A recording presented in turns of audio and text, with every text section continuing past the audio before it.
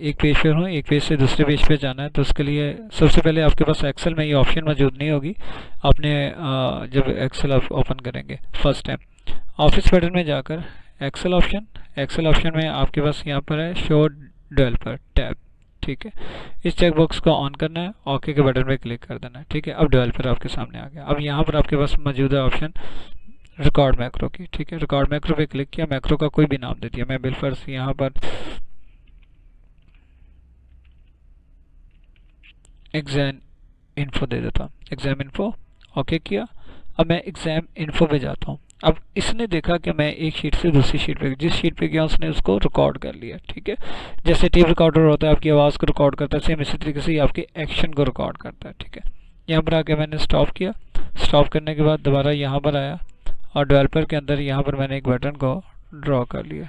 ठीक है जी, ड्रॉ करने के बाद यहाँ पर आपके पास एग्जाम इन्फो के नाम का मैक्रो है, इसको सिलेक्ट किया और ओके कर दिया। ठीक है जी, अब जैसे मैंने इस पर क्लिक किया तो एग्जाम इन्फो पे जंप कर गया। ठीक है, क्लियर होगी बात। ठीक है, ये था मैक्रो का, एक शीट से दूसरी शीट। ठीक है जी, ये था एक शीट से दूसरी शीट तक जंप करना। ठीक है, यानी कि यहाँ पर या तो ड्रॉ करते हैं, ड्रॉ करने के बाद राइट क्लिक करके साइन मैक्रो, और फिर भी जिस नाम से आपने मैक्रो साइन किया था वो आप दे सकते हैं। ठीक है, रिकॉर्ड किया तो उसको साइन कर सकते हैं। ये था मैक्रो का वर्क कि आपके लास्ट एक्शन को ये बेसिकली रिकॉर्ड करता है। मैं यहाँ पर शिफ्ट F11 करता हूँ, शीट ऐड करने की शॉर्टकट की, एक शीट ऐड की। यहाँ पर मैं इंसर्ट में जाकर मेरे पास ऑप्शन है कम बॉक्स या लिस्ट बॉक्स।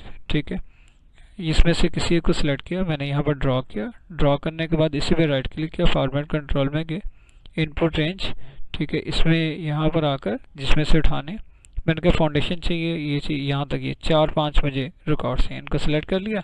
सेल लिंक, यहाँ पर किसी भी सेल के ऊपर क्लिक किया और ओके के ऊपर क्लिक कर दिया। ठीक है जी, अब इसके बाद यहाँ पर आकर मैं इस पर क्लिक करता हूँ, इस पर करता हूँ, इस पर करता हूँ, जिस पर भी करना चाहूँ, तो उसके लिंक्स बेसिकली ये लिंक लगे, नंबर 1 पर ये है, नंबर 3 पर ये है, नंबर 5 पर ये है, ये लिंक लग गया। ठीक है, नंबरिंग का लिंक लगा हुआ है कि ये कितने नंबर पे, फर्स्ट पे है, ये कौन से नंबर पे है, ये लास्ट नंबर पे, ये आपको यहाँ पर शो करवा रहा है। ठीक है, क्योंकि इस लिस्ट का किसी के साथ लिंक नहीं है तो लिंक के लिए मैंने ये रेफरेंस दिया। ठीक है, अब यहाँ पर मैं एक काम और करता हूँ, हेडिंग देता हूँ इस जगह पर, कोर्स की हेडिंग। ठीक है, मैं यहाँ पर एक फार्मूला होता है हमारे पास वी लुकअप का, वर्टिकल लुकअप। ठीक है, मैं करता हूँ equal to V look up bracket तक, यानी कि वर्टिकल वैल्यू को ये क्या करेगा, देखेगा। यहाँ पर मुझे स्टेटमेंट शो कराता है लुक का वैल्यू, जो वैल्यू आपने देखनी है वो कौन सी देखनी है, मुझे ये वाला रिकॉर्ड बेसिकली चाहिए ना आइल्स का, तो आइल्स का लिंक किसके साथ है, इसके साथ। ठीक है, मुझे ये वाला रिकॉर्ड देखना है, जो यहाँ पर चेंज होगा वो यहाँ पर भी चेंज होगा। नंबर 5 में क्या, आइल्स, तो आइल्स ही डिस्प्ले होना चाहिए यहाँ पर। ठीक है, मैंने कॉमा लगाया, उसके बाद कहता है टेबल अरे, कि आपको किस में से ये वाली वैल्यू चाहिए, जो देखनी है वो किस में से चाहिए, टेबल अरे कॉमा लगाकर मैं उस टेबल में जाता हूँ और उस पूरे टेबल को सिलेक्ट कर लेता हूँ। मैं कहता हूँ जी इसमें से मुझे चाहिए। ठीक है, ये कौन कितने कॉलम से, 1 2 3 4 5 6 7 8, 8वां कॉलम है। मैंने कॉमा लगा के 8 लिखा, ब्रैकेट को क्लोज किया एंड एंटर। यहाँ पर आंसर क्या है, जो सिलेक्ट किया था वही मेरे पास आ गया। आ रही बात में, ये ये ये।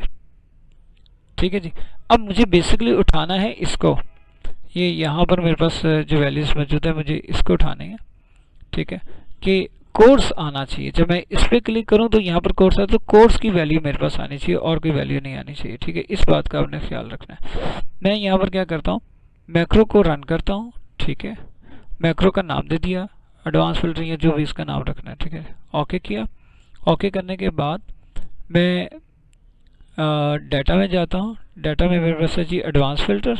ठीक है, एडवांस फ़िल्टर में कहता है लिस्ट रेंज, यहाँ से मैं ये सारी लिस्ट सेलेक्ट कर लेता हूँ। ठीक है जी, लिस्ट सेलेक्ट की, उसके बाद क्राइटेरिया आ जाता है मेरे पास, ये मेरे पास यहाँ पर क्राइटेरिया है, कॉपी टू।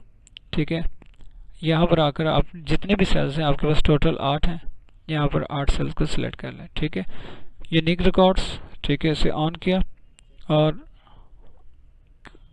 यूनिक रिकॉर्ड को ऑन कर लिया, ओके किया।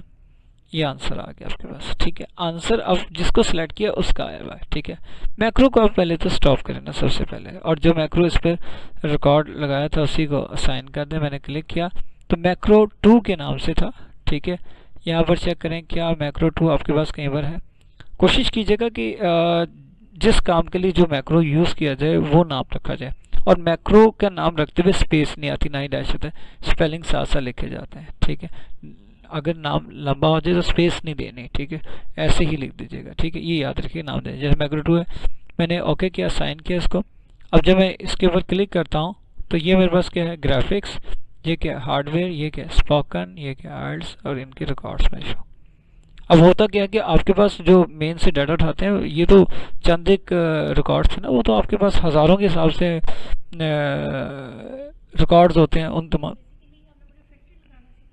एडवांस फिल्टर, ठीक है, ये फिल्ट्रेशन का तरीका था, ठीक है। एक फ़िल्टर और भी होता है जिसे हम ऑटो फिल्टर बोलते हैं। उसमें ये होता है कि आपने यहाँ पर इसको सिलेक्ट किया, ठीक है, और सिलेक्ट करने के बाद ऑटो फिल्टर पे क्लिक कर दिया, ऑटोमेटिकली ये फ़िल्टर लग गया, ठीक है। मैंने ये सिलेक्ट किया, ऑटो फिल्टर पे क्लिक किया, इसके ऊपर फ़िल्टर लग गया। अब इसमें से मुझे कौन कौन सा रिकॉर्ड नहीं चाहिए उनको ऑफ कर दें।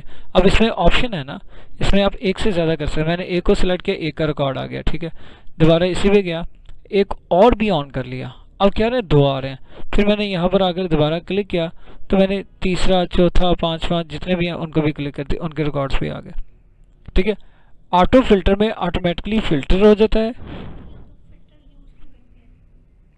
फिल्ट्रेशन के लिए करते हैं। अब उसमें होता ये है, आपके पास बहुत सी कंपनी का रिकॉर्ड्स मौजूद होता है, उसमें से स्पेसिफिक एक कंपनी का रिकॉर्ड चाहिए, बजाय इसके कि बार बार आप उसको यूज़ करें। इतना सारा रिकॉर्ड, एक मिनट में आपको बताता हूँ। अब देखिए फॉर एग्जांपल मैं इसको ना यहाँ पर फिल्टर को ऑफ करता हूँ।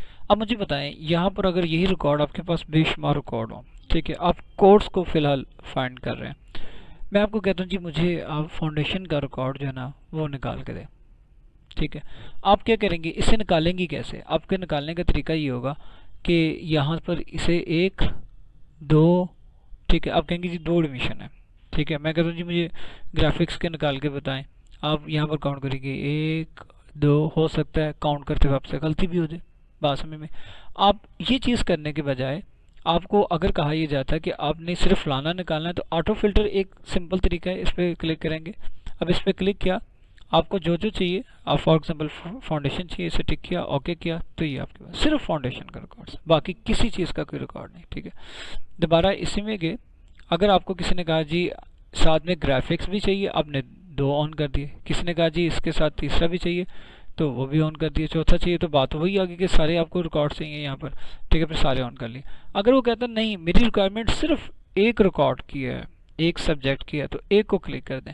अब मैं कहता हूँ कि ये भी नहीं होना चाहिए, तो किसी वक्त भी हम ऑफ कर सकते हैं। एक तो ये है, और दूसरा ये है कि इसमें है कि मेरे पास चेक बॉक्स है, एक से ज़्यादा रिकॉर्ड्स हैं, मैं कहता हूँ एक ही आना चाहिए, और मेरी अलग से शीट के अंदर ये सारे आंसर होने चाहिए, इसके अंदर ना हो। तो उसके लिए मुझे अलग से जो फैसिलिटी देता है वो एडवांस फिल्टर देता है। वहाँ पर एक तो अलग से यहाँ पर जो है लिस्ट में अपनी बना सकता हूँ, या डायरेक्ट यहाँ पर नाम भी लिख सकता हूँ, तब भी ये काम हो जाएगा। मैं यहाँ पर डायरेक्ट FE लिखता हूँ, फाउंडेशन। अब यह है कि यहाँ पर एक मैक्रो जो असाइन किया हुआ था, वो मैक्रो आपको किसी चीज़ के ऊपर असाइन करना पड़ेगा, ठीक है। अब जैसे कि विल्फर्स, सॉरी ये नहीं करूँगा क्योंकि VLOOKUP का फार्मूला है। इस पर क्लिक किया, ये रिकॉर्ड्स आ गई, आ गया। इसी तरह आपको एक बटन बनाना पड़ेगा, बटन इसके ऊपर भी काम कर जाएगा, लेकिन बजाय इसके कि आप सर्च का बटन बना लें जी, जो टेक्स्ट लिखा वो सर्च करके आपको शो करेगा। आप जैसे नेट के ऊपर अपना एग्ज़ाम देखती हैं, रिजल्ट चेक करती हैं, रोल नंबर लिखा, सर्च के बटन पर क्लिक किया और सर्च करके वहाँ से निकाल के आपको शो करवाता। तो सेम फिल्टर भी वही काम करता है। जैसे हम लोग प्रोग्रामिंग के अंदर ना क्यूरी एक चलाते हैं, तो वो क्यूरी क्या करती है कि आपके स्पेसिफिक रिकॉर्ड्स को उठाकर तो आपके सामने ले आता है। अब इतने सारे रोल नंबर हैं, आपको सिर्फ अपने रोल नंबर की सारी डिटेल चाहिए, तो उसके लिए आप फिल्ट्रेशन को यूज़ कर देंगे। वहीं पर एक बटन बना लें, सर्च का क्लिक करें, सेम वैसे ही काम करेगा। इसको उठा के बेशक नेट पे फेंक दें, वैसे ही काम करेगा जैसे आपका नॉर्मली काम कर रहा होता है, ठीक है। तो आपका नंबर जो देंगी उसी नंबर के हिसाब से वो देगा और किसी के हिसाब से वो नहीं देगा। यहाँ पर अगर कुछ और लिखेंगे नहीं देगा, क्योंकि कोर्स की हेडिंग है तो कोर्स ही लिखना पड़ेगा। आप नंबर लिख के नहीं आंसर ला सकते, फिर आपको उसी के थ्रू लाना पड़ेगा। ठीक है, ये आपका सिंगल रिकॉर्ड्स के लिए। ये हमारे कंट्रोलर होते हैं। ठीक है, लिस्ट बॉक्स है ये इस वक्त जी।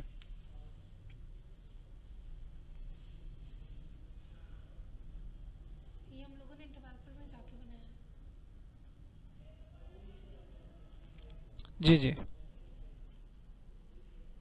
डेवलपर में जाके किया, बिल्कुल।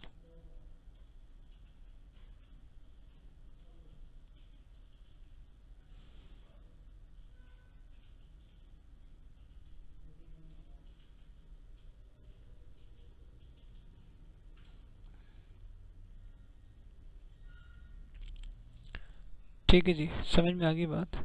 ठीक है, डेवलपर में आपके पास यहाँ पर ये फॉर्म कंट्रोलर्स होते हैं। ठीक है, जिसके साथ आप अपने फॉर्म्स को कंट्रोल कर सकते हैं। ठीक है, कंपोनेंट्स भी हम लोग इन्हें बोलते हैं, मुख्तलिफ कंपोनेंट्स हैं। यहाँ पर लिस्ट भी है।